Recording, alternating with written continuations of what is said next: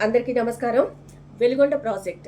ఈ ప్రాజెక్ట్‌ని 2026 సీజన్ కల్లా పూర్తి చేస్తామని మన ముఖ్యమంత్రి చంద్రబాబు నాయుడు గారు చెప్పారు. ప్రాజెక్ట్ గడువులోగా పూర్తి చేయాలనే సంకల్పంతో మన జలవనరుల శాఖ మంత్రి నిమ్మల రామానాయుడు గారు రాత్రి అనక పగలనక తేడా లేకుండా 20 గంటలు పైగా ఆ టన్నెల్‌లోనే ఆ సొరంగంలోనే ఉండి అక్కడ పనిచేస్తున్నటువంటి కార్మికులతోటి, ఇంజినీర్లతోటి కలిసిపోయి కార్మికుల్లో ఒక కార్మికుడిలాగా కలిసిపోయి వాళ్ళతో పనిచేస్తూ వాళ్ళలో నూతన ఉత్తేజాన్ని నింపారు మన నిమ్మల రామానాయుడు గారు, మంత్రి గారు.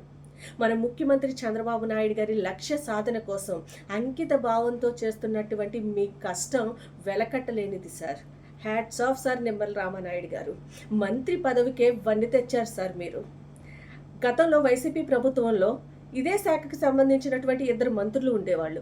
ఒక మంత్రి కాలకేయుళ్లాగా అసెంబ్లీలో బుల్లెట్ దిగిందా లేదా, పర్సెంటా పర్సెంటా అంటూ ప్రగల్భాలు పలుకుతూ అరవటం తప్పితే అతని టైంలో పోలవరం లాంటి ముఖ్యమైన ప్రాజెక్టులను కూడా కనీసం 10% కూడా పనిని చేయలేకపోయాడు ఒక మంత్రి.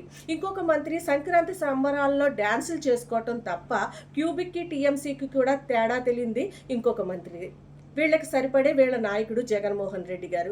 ఇతను ప్రాజెక్టుల దగ్గరికి వెళ్ళి అక్కడ స్టేజీలు కట్టించుకుని, రెడ్ కార్పెట్లు వేయించుకుని, గ్రీట్ మ్యాట్లు వేసుకుని జాతికి అంకితం అంటూ ప్రగల్భాలు పలకటం తప్ప అతని 5 ఏళ్ల కాలంలో అక్కడ కనీసం ఎంత ఈసిమెత్తు పని కూడా చేయకుండా ఎక్కడ వేసిన గొంగలి అక్కడే వదిలేశారు. మళ్ళీ మన కూటమి ప్రభుత్వం వచ్చిన తర్వాత మన ముఖ్యమంత్రి చంద్రబాబు నాయుడు గారు ఈ ప్రాజెక్టుల పైన ప్రత్యేక దృష్టి పెట్టి శరవేగంగా పనిచేపిస్తున్నారు.